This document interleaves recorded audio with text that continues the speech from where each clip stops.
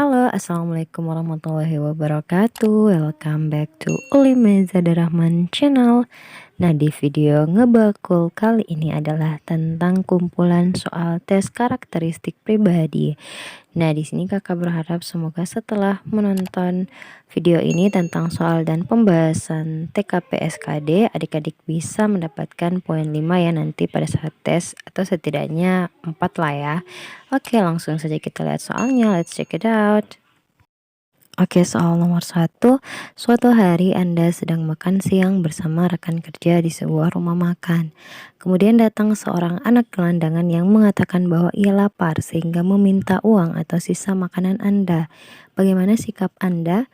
A. Memberikan sisa makanan kepadanya sebagaimana diminta. B. Memberikan dia uang lalu menyuruhnya pergi. C. Membelikannya makanan. D. Menanyakan di mana orang tuanya lalu mengantarkan anak tersebut kepada orang tuanya. Atau E. Memberikan sisa makanan dan mengajak rekan kerja untuk membuat hal yang sama. Di sini tentang anak gelandangan ya, kita sedang makan kemudian ada datang anak gelandangan. Nah, bagaimana sih kita menyikapinya? Kalau di sini kakak sih poin 5 itu ada pada opsi C ya. Kita langsung memberikannya saja makanan karena di sini kita berorientasi pada orang lain ya. Soal nomor 2, di perusahaan tempat Anda bekerja saat ini memiliki tingkat disiplin dan aturan yang cukup ketat, di mana setiap karyawan diminta untuk mampu bekerja cepat dan menyelesaikan semua tugas dan pekerjaan dengan baik. Anda merupakan seorang karyawan baru yang tentu saja belum terbiasa akan hal tersebut. Dalam melakukan semua pekerjaan Anda di kantor, hal apa yang Anda lakukan? A. Lebih suka jika bekerja dengan suasana kelompok dan bisa saling bertukar pikiran. B. Lebih suka bekerja sendiri dan fokus untuk menyelesaikan pekerjaan yang diemban. C. Melibatkan teman-teman dalam setiap hal-hal kecil terkait pekerjaan yang ada. D. Tekun, teliti, dan bekerja sampai semua pekerjaan dapat cepat diselesaikan. E. Lebih suka pekerjaan yang memberikan saya kebebasan waktu yang lebih fleksibel. Di sini situasinya adalah di perusahaan itu kita diminta untuk mampu bekerja cepat dan menyelesaikan semua tugas dan pekerjaan dengan baik ya. Meskipun kita seorang karyawan biasa, kita harus lebih cepat harus bisa beradaptasi ya dengan pekerjaan yang ada. So di sini jawaban yang tepat adalah opsi D ya. Poin 5 itu ada di opsi D. Kenapa? Di situ ada kemampuan bekerja mandiri dan tuntas. Kita harus dapat bekerja dengan cepat, disiplin, dan sesuai prosedur yang ada. Kemudian kita harus fokus menyelesaikan pekerjaan sebaik mungkin dan penuh tanggung jawab. Oke, next. Hari ini di kantor Anda akan diadakan rapat besar terkait dengan kebijakan yang akan ditempuh oleh perusahaan dalam rangka untuk meningkatkan pelayanan terhadap masyarakat. Semua karyawan yang mewakili divisi masing-masing diminta untuk menyampaikan ide dan gagasan mereka pada saat rapat berlangsung. Anda pun telah menyampaikan ide Anda sebagai perwakilan dari divisi Anda, namun rekan yang lain kurang mendukung ide dan gagasan yang Anda ajukan karena dinilai tidak memiliki perubahan signifikan terhadap perusahaan ke depannya. Sikap Anda: A. Mencoba membicarakan lebih jauh dengan rekan perwakilan divisi yang lain maksud dari gagasan yang Anda ajukan dan dampaknya terhadap perusahaan. B. Mencari dukungan dari ketua rapat dengan memberikan data-data yang mendukung gagasan Anda agar diterima. C. Membicarakan dengan rekan divisi lain untuk memadukan gagasan yang Anda punya. D. Menggantinya dengan ide lain yang lebih baik dan dapat diterima oleh semua perwakilan divisi. E. Merumuskan ide tersebut secara detail agar rekan-rekan yang lain mengerti bahwa gagasan yang Anda sampaikan akan berdampak baik bagi kemajuan perusahaan. Nah, di sini jawaban yang tepat itu atau poin 5 ada pada opsi C ya, di mana ada aspek kemampuan bekerja sama dalam kelompok ya. Nah, ada keterbukaan, saling bekerja sama dan selalu melibatkan orang lain dalam memuat gagasan dan ide-ide yang dinilai kurang memberikan perubahan yang signifikan. Soal nomor 4, dalam setiap pekerjaan pasti memiliki deskripsi pekerjaan masing-masing dan Anda telah melakukan sesuai dengan deskripsi pekerjaan tersebut. A. Anda akan membantu kawan Anda yang lain jika diminta. B. Anda mampu mempelajari hal lain di luar deskripsi jabatan Anda. C. Enggan berkontribusi lebih dari apa yang telah dikerjakan saat ini. D. Anda hanya akan melakukan pekerjaan di luar deskripsi jabatan jika diminta oleh atasan. Atau E. Di tengah-tengah kesibukan pekerjaan Anda tetap mau membantu rekan menyelesaikan pekerjaannya yang tertunda. Nah, di sini ada aspek berorientasi kepada orang lain ya. Yang ditanyakan itu adalah sikap kita jika kita telah melakukan pekerjaan itu sesuai deskripsi. Berarti ketika kita selesai di tengah kesibukan pekerjaan kita, nah kita bisa membantu rekan kita dalam menyelesaikan pekerjaan yang tertunda. Soal nomor 5. Di dalam perusahaan tempat Anda bekerja, diadakan pelatihan tentang teknologi yang baru rilis. Anda mengetahui bahwa teknologi itu tidak ada hubungan dengan pekerjaan Anda saat ini. Sedangkan atasan tetap memerintahkan Anda untuk ikut andil ya dalam teknologi itu. Maka tindakan Anda A. Menolak karena bertolak belakang dengan pekerjaan yang saya emban. B. Menerimanya dengan senang hati dan ambisius mengikutinya karena atasan akan memuji. C. Menerima dan mengikuti pelatihan tetapi tidak mendengarkan materi pelatihan. D. Menerima dan menunjukkan kepada atasan bahwa diri Anda patuh dan taat kepada atasan. Atau yang menerima dan mengikuti pelatihan karena sadar akan pentingnya pelatihan tersebut. Nah, di sini ada aspek kreativitas dan inovasi serta karena yang ada tentang teknologi baru ya, berarti ada aspek teknologi informasi dan komunikasi ya. Nah, di sini poin 5-nya itu ada pada opsi E, di mana kita harus menerima ya dan mengikuti pelatihan karena sadar akan pentingnya pelatihan tersebut. Di mana sekarang itu tentang teknologi itu sangat dibutuhkan ya, meskipun tidak ada hubungannya dengan pekerjaan kita, insya Allah nanti akan bermanfaat pastinya. Next, Anda diminta oleh atasan Anda untuk menyiapkan presentasi untuk bertemu dengan klien besok pagi. Presentasi Anda besok pagi akan menjadi penentu bagi kelanjutan kerjasama perusahaan dengan si klien. Atasan Anda meminta Anda untuk membuat presentasi yang bagus dan membuat klien antusias untuk tahu lebih jauh dan menghargai Anda. Nah, apa yang Anda akan lakukan? A. Membuat presentasi yang menyajikan inti dari setiap poin yang saya sampaikan.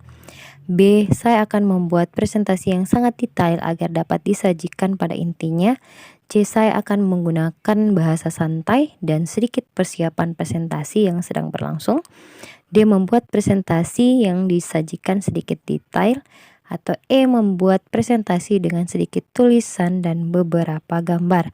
Nah, di sini ada aspek kreativitas dan inovasi ya. Bagaimana cara berpikir kita untuk membuat sesuatu yang baru dan mudah agar presentasi itu dapat poin ya, get the point, serta membuat klien merasa itu hal yang begitu bagus ya untuk kelanjutan kerjasamanya dengan perusahaan kita. Nah, di sini poin 5 ada pada opsi A ya, membuat presentasi yang menyajikan inti dari setiap poin yang saya sampaikan. Jadi tidak perlu membuat presentasi yang begitu detail ya. Langsung saja intinya karena pada saat presentasi pasti akan ada sesi tanya jawab dan penjelasan. Jadi di presentasinya itu, di PPT-nya itu atau media apapun itu langsung get the point aja. Next, soal nomor 7. Siang ini Anda sebagai customer service sedang melayani banyak orang di kantor Anda. Antrian cukup panjang, kemudian ada seorang kakek berusia 75 tahun juga ikut mengantri.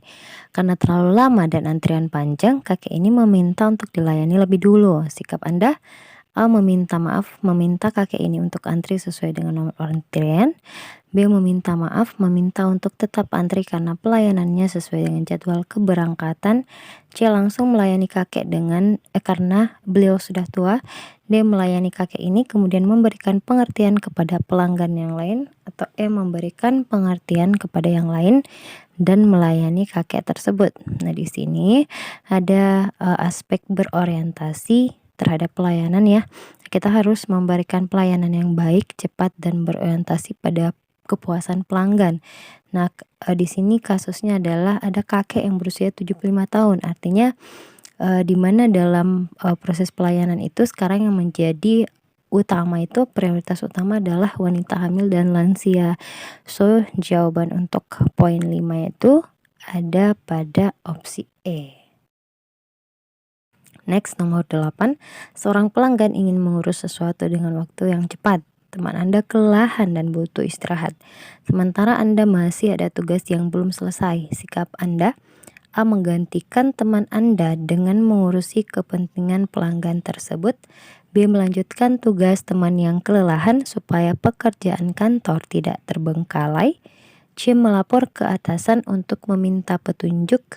D. Melayani dengan tenang dan sabar walau bukan tugas Anda. E. Menyelesaikan tugas Anda sampai selesai baru bisa membantu teman yang kelelahan. Nah, di sini ada aspek profesionalisme serta berorientasi kepada orang lain ya. Dalam hal ini kita berorientasi kepada teman atau rekan kerja kita. So, jawaban yang tepat itu poin 5 ada pada opsi E. Next, soal nomor 9. Anda bersama rekan Anda telah berhasil menyelesaikan pekerjaan dengan sangat baik. Untuk merayakan keberhasilan tersebut, rekan kerja Anda mengajak untuk berpesta. Namun, saat ini kondisi badan Anda sedang kurang sehat. Sikap Anda: A. Menerima ajakan rekan tersebut. B. Meminta maaf dan segera kembali ke rumah. C. Menolak ajakan tersebut dan segera kembali ke rumah. E. Mengikuti pesta tersebut sebentar, kemudian meminta izin untuk pulang lebih awal. E. Mengikuti pesta tersebut sebentar, kemudian pulang lebih awal. Nah, di sini kondisinya adalah Anda kurang enak badan ya. Lantas rekan kerja Anda mengajak untuk berpesta karena keberhasilan yang kalian raih ya, yang Anda dan teman Anda raih telah menyelesaikan pekerjaan dengan baik. Nah, jadi sikap Anda itu setidaknya di sini Anda mengikuti pesta sebentar kemudian meminta izin ya. Tetap ada kesopanan yang minta izin untuk pulang lebih awal. Nah, di sini ada aspek jejaring kerja. So, poin 5 ada pada opsi D. Oke, soal terakhir, soal nomor 10. Ibu mertua Anda terus ikut campur dalam urusan rumah tangga Anda sehingga Anda sudah tidak dapat menahan lagi apa yang dilakukan oleh ibu mertua Anda. Namun beliau terkenal galak dan menakutkan. Maka sikap Anda: A. Mencurahkan waktu Anda dengan perasaan frustasi yang sudah ditahan selama bertahun-tahun. B. Mencoba menjelaskan dengan bijaksana bahwa sikapnya tersebut menimbulkan masalah. C. Membiarkan dia seperti itu karena Anda segan dengannya. D. Pergi menenangkan diri keluar rumah. Atau E. Meminta pasangan Anda untuk memberitahu kepada mertua Anda bahwa sikapnya menimbulkan masalah.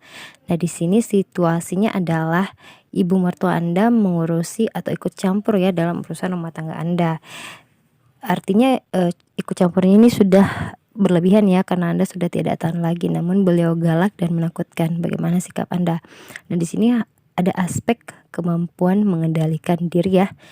Kemampuan mengendalikan diri itu yakni lebih sabar, lebih kuat mengendalikan amarah dan nafsu yang akan bisa merusak ya situasi dan kondisi yang ada. Nah, hindari sikap seperti pemarah, acuh tak acuh dan lain sebagainya. So, poin 5 itu ada pada opsi B. Oke, itulah tadi soal dan pembahasan dari kumpulan soal-soal tes karakteristik pribadi sekolah kedinasan ya. Nah, di sini Kakak lagi-lagi ingin, mendoakan untuk adik-adik yang belum rezekinya ya, belum lulus ambang batas, bersabar saja semoga rezekinya ada di tahun depan ya. Nah, untuk adik-adik yang sudah melewati nilai ambang batas, semoga bisa lolos perankingan bagi instansi yang melaksanakan perankingan, bagi instansi yang tidak melaksanakan perankingan, alhamdulillah ya langsung bisa lolos ke tahap selanjutnya. Nah, untuk adik-adik yang belum tes, tetap semangat, semangat dan semangat. Selalu eksplor ya, gali kemampuan dari adik-adik dengan mengerjakan soal-soal dari berbagai sumber yang ada ya. So, adik-adik insya Allah bisa menguasai materi-materi yang ada pada soal-soal SKD sekolah kedinasan ya adik-adik. So, selamat menonton, semoga bermanfaat. Jangan lupa like, comment, share, and subscribe. Terus dukung channel kakak agar kakak lebih semangat lagi mengupload soal-soalnya. Thanks for watching. Assalamualaikum warahmatullahi wabarakatuh.